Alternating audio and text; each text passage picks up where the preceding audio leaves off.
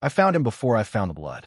A shape against the dumpsters behind the loading dock, folded wrong, one hand pressed hard to his side like he was trying to hold himself together with just his palm. I almost stepped on his foot before I saw him at all, and for one full second my body didn't understand what it was looking at. I was the last one out of the building again, same as every night for 6 months now. There's a reason for that habit. If I'm the last one out, no one could say I left a door propped open, a light burning, a prop missing from its mark. No one could say anything about me at all, which is exactly what I need people to say these days. My legs still had the whole rehearsal trapped inside them, that specific low hum in the joints that doesn't fade for hours, and my head was still quietly counting 8 counts when I pushed the recycling bin toward the dock and nearly walked straight into a man dying 8 feet from where I stood. My first thought was to run back inside and scream for someone to call for help. My second thought came in half that time, colder, faster, and it wasn't about him at all. It was Delphine's voice from 6 months ago, the night everything I had fell apart in one evening. Perception is the only currency you have left, Ren. A police car parked outside the theater at midnight. My name attached to another headline, even as nothing more than a bystander who happened to find a body. I actually took a step back. I'm not proud of that. Then his eyes opened, unfocused, and he said 3 words so quiet I had to lean down to catch them at all. Please, no uniforms. It wasn't a demand. It didn't have the shape of one. It was a man with absolutely nothing left to bargain with. Asking anyway, because asking was the only thing he had. And something about that undid every careful, self-protective calculation I'd made in the 4 seconds before. I got my shoulder under his arm and pulled him up, and he was heavier than he looked and warmer than I expected, which is a strange, useless thing to notice about a stranger who is actively bleeding on you. I hauled him through the scene dock, past the fly system, past racks of costumes that smelled like hairspray and old velvet and years of other people's sweat, down the back stairs into the sub-basement where the company stores things nobody needs until Tech Week starts. I got the door shut and locked behind us before my hand started shaking so badly I dropped my keys, twice trying to put them back in my pocket. He went fully unconscious the second I lowered him onto the floor. I knelt there in the dark next to him, phone already in my hand, thumb hovering over 3 different numbers I never actually dialed. And I finally just said, out loud to absolutely no one, okay? Okay, I don't fully know, even now, why I didn't call anyone that night. I've turned the question over more times than I can count, and the most honest answer I have is that some part of me had already decided, the second he said please, that I wasn't going to become the kind of person who steps over someone asking for exactly that. I dug the theater's ancient first aid kit out from under a shelf of hemming supplies, the one we keep around for paper cuts and iron burns and nothing close to this, and I stared down at a stranger bleeding into a drop cloth on a concrete floor, and I understood, with the kind of falling elevator clarity you only get a few times in your life, that I was already well past the point of walking away from whatever this was going to turn into. I peeled his jacket back to see how bad it actually was, and it was worse than I let myself believe. A long, ugly gash along his ribs that needed a great deal more than what was sitting in that little plastic box. And tucked halfway out his waistband, a phone was buzzing hard against his hip, screen lighting up the dark in short, insistent pulses. Unknown. 14 missed calls. I hadn't even learned this man's name yet, and I was already choosing with my whole body to protect whatever he was and whatever he'd brought with him into my building. So if you're the kind of person who wants to know exactly what she was protecting before she found out, that's exactly where we're going. So stay with me, because you're going to want to see what he tells her next. The gash needed real stitches, and I had no formal idea how to give anyone stitches, so I improvised the way theater people improvise everything, out of whatever happened to be within reach. I found a costumer's curved needle and a spool of wax thread meant for hemming choir robes, ran the needle back and forth through a lighter flame until it glowed orange, and did the best version of surgery a core dancer with 0 medical training has ever performed. He talked me through it in a low, level voice, steady even through gritted teeth, which told me 2 separate things at once. That he had been stitched up badly by an amateur before, and that whatever he was, this wasn't new territory for him. I asked his name while I worked. He gave me one that clearly wasn't his, delivered a beat too smoothly, and we both knew it the second it left his mouth. I called him on it without even meaning to, and something shifted across his face. Not quite a smile, but close to one, pained around the edges and unmistakably real. After that, the silence between stitches slowly turned into something closer to actual conversation. He asked about the theater, about me, about how long I'd danced here, and deflected every single question I sent back at him with a joke or a very conveniently timed wince. He told me, seriously this time, no jokes left in his voice at all, not to call anyone connected to the building. Not security. Not my director. Not anyone. When I asked him why, all he offered was that I'd get hurt just for knowing, and something about the flatness of how he said it kept me from pushing any further that night. I should have been terrified of him. Instead, I found myself quietly cataloging details, the way I catalog counts and spacing without meaning to. How still he held himself, even wounded, like someone trained from a young age to take up as little room in a space as physically possible.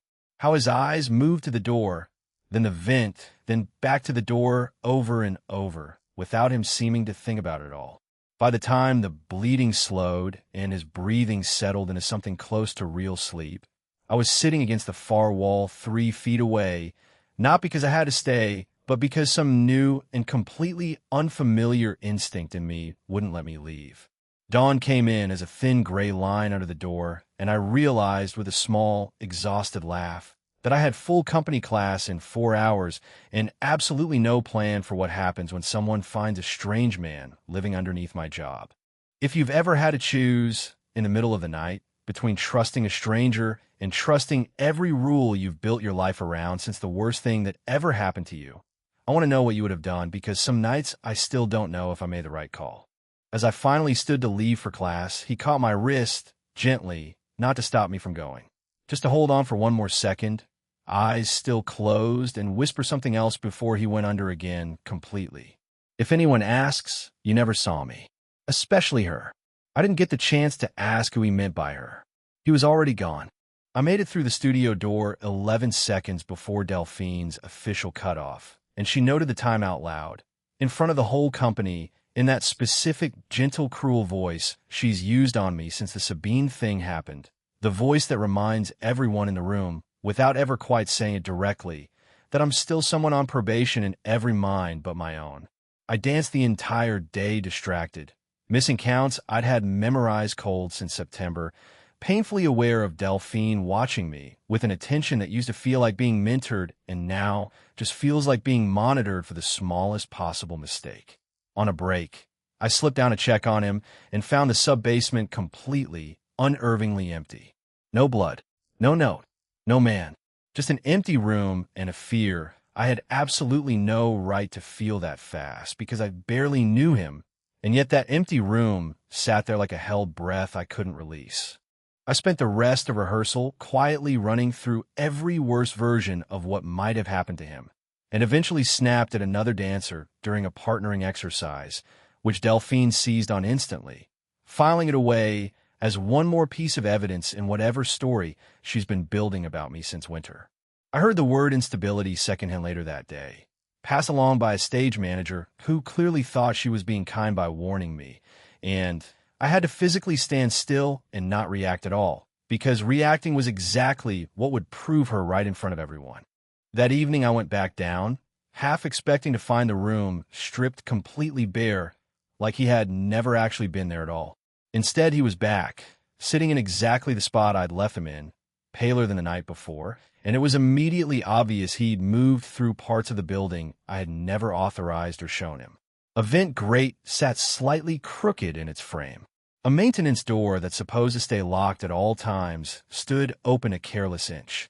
He explained tightly, almost apologetically, that he needed to check whether anyone had followed him inside the night before, that leaving even one night's trail could get both of us killed. The word killed came out of him so casually, so matter-of-fact, that it landed harder than anything else that had happened up to that point. Then he asked me something that seemed small at the time, almost idle. Who has keys to which doors? Who arrives early? Who stays latest besides me? I answered without thinking twice about it because it felt like nothing, a little bit of harmless theater trivia. I didn't understand, not yet, that I had just handed him a working map of the one place that was supposed to be completely safe. If you're already 3 steps ahead of me here and starting to wonder exactly who's really listening inside that building, you're not wrong to wonder. And if you want to see how right you actually are, stay with me, because this whole story eventually turns on a question I didn't even know yet that I should be asking. He asked, almost too casually to notice, whether our artistic director had ever had outside visitors after normal hours. And for half a second, before he caught himself and smoothed it away, something crossed his face that I wouldn't understand the real meaning of for a long time afterward. Recognition. The theater is 2 full seasons from going under. A fact Delphine reminds the company of often. So when 2 impeccably dressed men showed up asking about a possible gala donation, the whole building lit up with a kind of desperate hope. I found myself unable to share it all. Something about the older man's questions during the tour felt aimed instead of curious. Had there been any break-ins lately? Any trouble with people hanging around the loading dock at night? Any new faces on staff recently? I had to dance a full, clean run-through for their benefit, while quietly cataloging every word out of his mouth, praying the entire time that my face gave nothing away to a room full of people watching me. Backstage, hidden in a lighting grid access space he'd apparently scouted without ever telling me, he watched that same run-through from above. And for the first time since I'd met him, all the tension left his shoulders completely, replaced by something unguarded, almost helpless, watching me move like he'd forgotten, for those few minutes, what he actually was and who was hunting him through the streets of this city. Nothing dangerous happened during any of it. It wasn't a rescue, and it wasn't a crisis. It was only 2 exhausted people, one of us performing a calm neither of us actually felt, the other one feeling something he clearly hadn't let himself feel in a very long time. After the men finally left, having pledged a generous anonymous gift that had Delphine practically glowing with relief in the hallway afterward, I found his hiding spot completely empty. I found him again later, back in the sub-basement, shaken in a way that had nothing at all to do with fear of simply getting caught. He told me what I had already started, quietly, to suspect on my own. Those men weren't donors. They were scouts. And the money the theater had just gratefully accepted had strings running straight back to the exact people who wanted him dead. The same funding keeping my company alive through another season was now, somehow, the very same danger trying to kill the man hiding 2 floors beneath the stage and turning it down or exposing where it had come from could sink the entire season and every single dancer in it who had absolutely nothing to do with any of this mess. If a twist like that got under your skin the way it got under mine that night, send this one along to somebody who needs a plot this messy in their life right now. He told me the donation paperwork had a specific name attached to it, and the second he said it out loud, I recognized it instantly because it was written on a small card taped to the outside of Delphine's office door. Emergency contact. He finally told me the real truth that night, or at least a version of it stripped down enough to survive actually being told out loud. He'd grown up inside an organization most people only ever hear about in headlines, not as muscle, never that, but as the trusted, quiet kind of son who handled paperwork, logistics, the unglamorous machinery that keeps something enormous and dangerous running smoothly underneath the surface. 4 years ago, reconciling a shipping manifest that simply didn't add up the way it should have, he opened a container that was supposed to be holding textiles and found people hidden inside instead. Moved as cargo, invisible on every single page of paper attached to that shipment. He told me he didn't sleep for 3 full days after that. Then he went to a federal contact he'd met exactly once, years before, almost by accident, and told her everything he knew, every name and route and date he could remember. He expected to die for it within the week. Instead, the case stalled somewhere deep inside a system too slow to protect the very people trapped inside it. Informants connected to it started quietly disappearing one at a time over the following years, and he went underground rather than become the next name added to that list. He only surfaces now, after 4 years of near total silence, when he has absolutely no other choice left, which is exactly how he ended up bleeding out behind a random theater he'd picked purely because it looked, from the alley, like the very last place anyone important would ever think to look for him. He told me all of it without any drama at all, almost apologetic the whole way through, more ashamed of what he'd witnessed inside that container than proud of what he'd eventually done about it. Something in my chest quietly rearranged itself while I listened to him talk. Not just sympathy, recognition. I know exactly what it feels like to carry a reputation that isn't the truth, to be punished publicly for something someone else quietly decided behind closed doors. We ended up sitting together on the floor, sharing a bag of stale pretzel rods and a thermos of leftover costume department coffee, laughing quietly about his genuinely terrible fake names and my even worse excuses for late-night trips down to the basement, and for a little while none of it had anything to do with danger at all. It was just two tired people choosing, briefly and deliberately, to simply be people together. He asked, right as things went quiet between us, who I trusted most in the entire building. I answered without thinking about it, even for a second. Delphine. His face went carefully, deliberately blank in a way I noticed, but couldn't yet explain. If you want to know exactly what that blank look meant, stay through to what comes next, because this is the last genuinely calm moment either one of us gets for a long while. Sabine came back to the theater for the first time since her injury, freshly fitted for a role that used to belong to me as her understudy, and our reunion in the hallway was civil and the brittle, careful way two people manage when there's a whole unspoken hierarchy of blame sitting silently between them. That same afternoon, a stagehand joked to someone within earshot that he'd heard voices near the sub-basement late one night, something about a boyfriend hiding down there, and the comment moved through the building the exact way rumors always do in a place that exhausted, fast and badly warped by the time it finally landed on Delphine's desk as a formal security concern. She called me into her office privately. She didn't accuse me outright. She almost never does that directly. She just circled the topic with a kind of surgical practice patience, asking pointed questions about who might have access to the restricted areas after normal hours. I lied to her competently, which felt like the strangest possible use of years of stage training I'd ever put to work. But one thing she said afterward wouldn't leave me alone for the rest of the night. She asked a very specific question about the layout of the sub-basement's second exit, a detail that isn't public knowledge anywhere, that I had genuinely never once mentioned to a single living soul. I filed it away quietly without understanding yet how much weight that detail would eventually carry. She ended the meeting with a clear warning. One more disruption, one more headline risk of any kind, and I would be moved to administrative leave pending review, effectively ending my entire season before it even really began.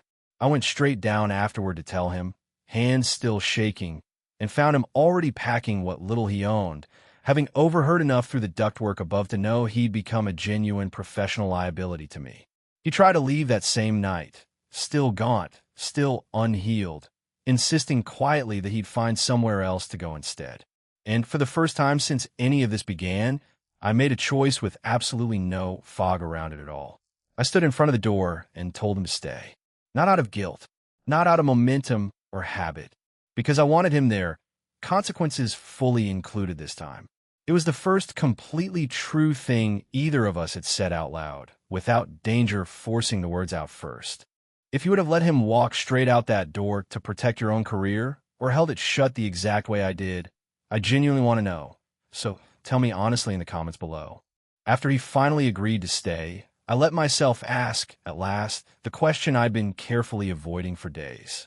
How did Delphine know about a hallway exit that isn't listed on any building schematic I have ever personally seen? It turned out the alley behind the theater hadn't been quite as empty as we'd both assumed that first night. A delivery driver's dashcam had caught a partial recording weeks earlier, a struggling shape being dragged toward the dumpsters in grainy footage, and the case had finally worked its way to a detective's desk downtown. Detective Marsh showed up at the theater with a badge, a notepad, in a manner that felt carefully rehearsed instead of genuinely kind. He asked me, specifically, about my exact movements on that particular night, said someone had flagged me as the last staff member out of the building on the date in question. I had never once lied to a police officer in my entire life, and I did it then with a steadiness that honestly surprised even me, giving him just enough scattered truth to survive close scrutiny without collapsing. He didn't push exactly, but he lingered longer than felt necessary. Asked about any unusual noise coming from the lower levels lately. Asked whether I'd noticed any new faces around the neighborhood recently. The questions felt less like an investigator carefully building a case from scratch, and more like someone quietly confirming a location they already strongly suspected. After he finally left, I realized my hands hadn't stopped shaking since the moment he sat down across from me, and that I had, for the very first time in my life, materially broken the law to protect a man I had known for a matter of days. Watching all of this unfold from the shadows of the wings, he was furious, not at me, at himself entirely, for letting me get pulled in that exposed. He told me afterward, grimly, that something about the detective's questions had felt too specific, too well-informed, like this hadn't been ordinary police work at all. I ended up alone in a stairwell not long after, finally letting myself shake apart with the full weight of everything I was risking, my career, my freedom, my safety for someone I still couldn't fully explain even to myself. If a moment like that hit you the way it hit me, subscribe now, because the next part is where we finally find out exactly who sent him after us in the first place. As Marsh finally left the building, he paused at the stage door and asked the security guard by name whether the sub-basement key rack had been recopied recently. A detail no ordinary outside detective should have any legitimate reason to ask about at all. Rattled badly by that visit and unwilling to let me absorb any more risk on his behalf, he slipped out again well after midnight, and this time I refused completely to be left behind in the dark. I followed him at a careful distance across the sleeping city to an old, disused shipyard, the exact kind of place his old life used to move quietly through customs without questions asked. From behind a stack of shipping containers, I watched him meet a man I didn't recognize at all, someone clearly still loyal to him despite everything that had happened, who delivered grim news that changed how I understood the entire situation. The leak putting his location within reach wasn't coming from outside the theater's walls at all. It was coming from someone with legitimate access inside the building itself, whether they fully realized what they were doing or not. Before the man could say anything more, headlights swept hard across the yard. A man I recognized instantly from the donor tour stepped out of a dark car, and for several genuinely unbearable minutes, it wasn't clear at all whether they'd been found. I watched him move with a controlled, practiced calm I had never once seen from him before, entirely unlike the wounded man I'd found on the loading dock floor. Competent, dangerous, in a way I hadn't witnessed up close until that exact moment. It didn't repel me the way I might have expected it to. It unsettled something much deeper instead, because for the first time I was seeing the whole of who he actually was, not just the careful, recovering version he'd shown me under my own roof. The men eventually left without finding either of us. Walking back together through empty streets before sunrise, neither of us was performing safety anymore for the other's benefit. It was just relief and closeness and the accumulated weight of every single restrained moment since that first night on the loading dock. When it finally happened between us, it wasn't a reaction to violence we just barely avoided. It happened several minutes later on a completely quiet street, once the fear had already fully passed, because we chose it deliberately, not because adrenaline demanded it of either one of us. The leak isn't coming from outside the theater at all. It's coming from somewhere inside it. Stay through to what happens next, because you probably already know exactly who I'm talking about. As we finally parted ways near the stage door, he said quietly, almost himself more than to me, that it had to be someone with keys. I went completely still because I suddenly remembered with total clarity exactly who recopies every single key in that entire building personally, by hand, every single time. I went through Delphine's office alone after everyone else had gone home for the night, and I found exactly what some part of me had been afraid I would find all along. A thread of messages between her and Detective Marsh, carefully framed as ordinary consulting work, describing unusual activity at the theater in exchange for payments that traced disturbingly back to the same source behind that anonymous gala gift. When I finally confronted her directly, the full picture came out in painful pieces, uglier with every single one. Months earlier, threatened by Sabine's rising standing with the board in a grant she was terrified of losing to her, Delphine had quietly loosened a single floor mark before Tech Week even began, then simply let the resulting rumor do the rest of the damage on its own, using me, already isolated and easy to blame, as convenient cover the entire time. It had cost her absolutely nothing. It had cost me half a year of my life. More recently, when men with money and pointed questions came sniffing around the building, she had taken to funding without ever knowing the full truth behind it, only that someone of interest might be hiding somewhere on site, and had fed them small, plausible-sounding details along the way to keep the money flowing steadily, never fully understanding what she was actually participating in until it was already far too late to undo. It reframed things I hadn't even thought to question at the time. A strange blank look she'd given me weeks earlier, a suspiciously specific question about an exit only I should have ever known existed. Not villainy from the very start, just ordinary self-interest, curdling one small step at a time into something much, much worse than she probably ever intended. I was more devastated by all of it than by anything physically dangerous that had happened to me anywhere in this entire story, and I had to leave the building immediately to keep from breaking down completely in front of her. He found me outside a few minutes later, and instead of strategizing or planning our next move the way I half expected, he simply sat with me while I grieved the version of her I used to genuinely believe in with my whole heart. It was the very first time in this entire story that either of us offered the other real comfort with absolutely nothing to fix and nothing left to plan, just quiet presence. If you saw that particular betrayal coming before I did, like this video, because I genuinely want to know how many of you are already ahead of me on this one. I finally wiped my face, stood up straight, and said the only thing I had left inside me at that moment. I'm not running. I'm not letting her decide who I am again, not this time. He looked at me like he just, in that exact second, decided the very same thing about himself. I gathered everything I had collected, the messages, the payment records, a full account of the floor mark tampering piece together carefully with help from a sympathetic stage manager who had quietly had enough of Delphine's behavior too, and requested an emergency session with the full board, fully aware it could end my career just as easily as it might save it. The hearing was tense and procedural and humiliating in the very specific way institutional accountability always seems to be, but the evidence held together completely. Sabine unexpectedly corroborated one small detail about the Tech Week floor marks that cleared me entirely and completely in the eyes of everyone in that room. Delphine was placed on immediate leave that same afternoon, pending termination. It wasn't a triumphant scene so much as an exhausted, hollowed-out kind of relief. 6 full months of reputation damage undone in a single afternoon that still cost me something real on the way out the door.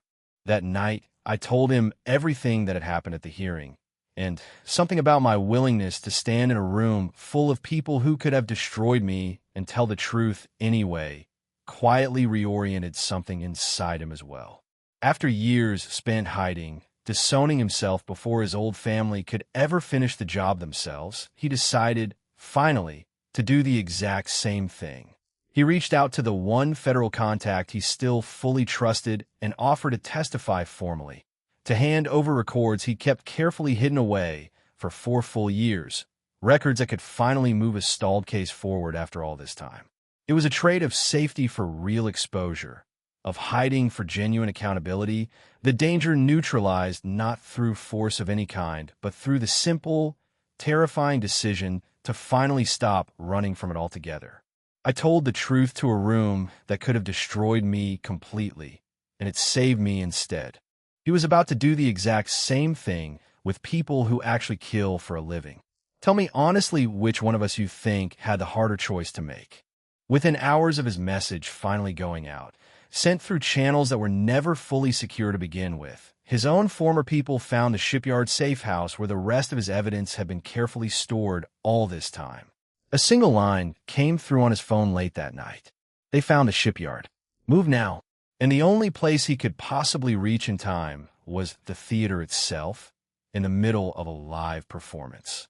He came in through the very same loading dock where he'd first bled all those weeks ago, evidence case gripped tightly in one hand, on opening night, while I was mid-performance in the exact piece I had fought all season long just to stay in. The men who had been circling us for weeks finally arrived under cover of the crowd, including the fixer from the shipyard and, impossibly, Detective Marsh himself, no longer just careless or compromised in some vague way, finally revealed clearly as exactly what he had always secretly been. Backstage chaos turned into real, physical chaos fast, a scuffle breaking out in the wings during a scene change, me breaking my own choreography completely to physically block off a hallway, our own stage crew unknowingly helping the entire situation just by doing their ordinary jobs around us in the confusion. It could have turned so easily into exactly the kind of violent ending this whole story had been quietly building toward from the very first page. He chose something completely different instead. Rather than fight his way out or disappear again into the night, he stepped directly into the house lights during intermission, evidence case raised high over his head for everyone to see, and identified himself out loud, in front of an entire theater full of witnesses, to legitimate authorities who were arriving not because of Marsh at all, but because of a single call I had made the second I saw that message about the shipyard. He surrendered completely on his own terms, in full view of everyone, which was the one single outcome the men hunting him could never cleanly stop without exposing themselves entirely in the process. Marsh was arrested right there on the spot, caught helplessly between two sides he could no longer control in any way. The danger didn't end that night because someone won a fight in the dark. It ended because he finally completely refused to keep hiding from it any longer. He walked straight into the one place he'd been running from his entire adult life, and stood there in the light on purpose, in front of everyone. If that moment got to you the same way it got to me, share this one before you go anywhere else tonight. Months later, the case had moved steadily forward on his testimony alone. Delphine was gone for good, and no one at the theater spoke her name much anymore. Sabine and I had slowly rebuilt something careful but genuinely real between us, piece by piece. I had been asked to step in as interim artistic director, a sentence I still can't quite believe some mornings when I say it out loud to myself in an empty studio. On another opening night, months after that first terrible one, I stood in the wings the way I always have, and he sat out in the audience, no longer hidden, no longer running from anyone, there simply because he genuinely wanted to be there with me. It wasn't a proposal. It wasn't a wedding. It was only two people who had each, separately and then together, chosen to be seen instead of disappearing, choosing it again that night, together, in the one place that was never supposed to be safe enough for either of us to fall in love in. This isn't the last we'll see of that theater, or of the people still standing in it. If you want to know what happens when Sabine finally learns the whole truth about who really destroyed her Achilles that night, tell me in the comments, and I'll write it. And if this story kept you up later than you meant to stay tonight, subscribe, because the next one starts exactly the same way this one did, with someone who should have kept walking, choosing to stop instead.